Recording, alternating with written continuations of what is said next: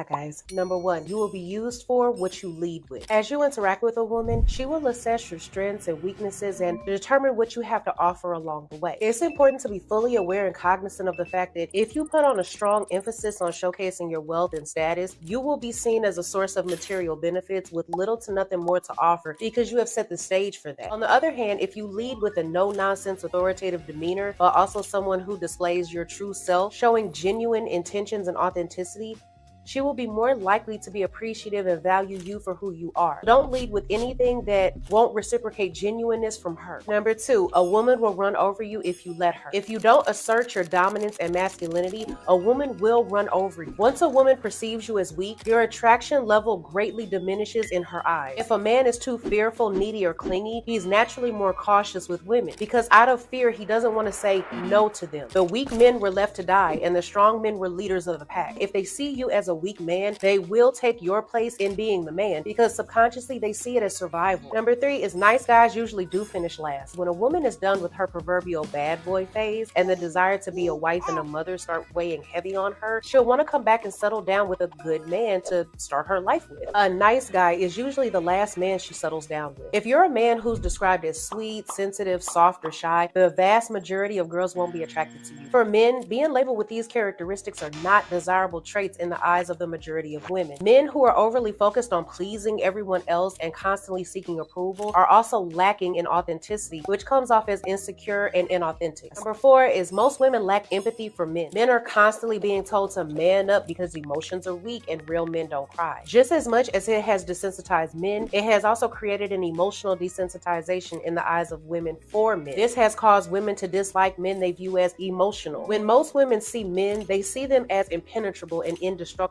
The fact that he's still only human with human emotions and feelings falls by the wayside. Number five is most women like emotionally unavailable men. Most of the time, you'll find that women even themselves don't know why they're attracted to men like this. You'll hear them say things like, I don't know, it's just something about him. People tend to place a higher value on things that are rare or in short supply. When something is difficult to obtain or seems unobtainable, the desire for it increases. The challenge of pursuing something that's difficult to obtain is usually part of the appeal. The thrill of the chase and the excitement of possibly getting the one that's unavailable can make the desired outcome even more desirable. So the idea of obtaining something that's restricted or prohibited can be intriguing and therefore increase the intrigue of it, which increases the desire for it. The sense of accomplishment that results from finally obtaining something that you desire causes your self-confidence to skyrocket. Reality number six is a woman will constantly test you. Women will test to determine if you're a good match for a potential partner. She's measuring confidence. She is determining boundaries. Reality number seven, the main thing all women want is security. Yes, the world has changed and women are more independent, free-willed, and self-sufficient now more than ever, but a woman's instinctive desire to feel protected by a man hasn't gone anywhere. It's a hardwired instinct that even the most independent woman will bow to. Making a woman feel secure is the key to her heart. This is why a woman will stay and even remain faithful with a man that she doesn't love or doesn't even really like, because he has been so successful at making that woman feel secure in whatever regard that might be, that when she weighs the pros and cons of the man, the benefit of the security he provides to her will win every single time. The eighth reality is a woman's physical desirability is everything to her. Before girls are even 3 years old, they're subconsciously and subliminally taught that being beautiful is their first and foremost important obligation. One of the very first things that we say to a little girl is something like, well, aren't you pretty? Or, well, look at all that beautiful hair. Or, she's so beautiful. These are the things that girls experience as a child that shapes her reality as a woman. This causes an inflated sense of self and places an extreme importance on the need of being wanted and desired. So women start leading with their sexual alter ego. The ninth reality is attention is the main driving factor for most women. A woman puts the most effort into how she looks. Everything else comes second. This is why hair, nails, and makeup are multi-billion-dollar industries.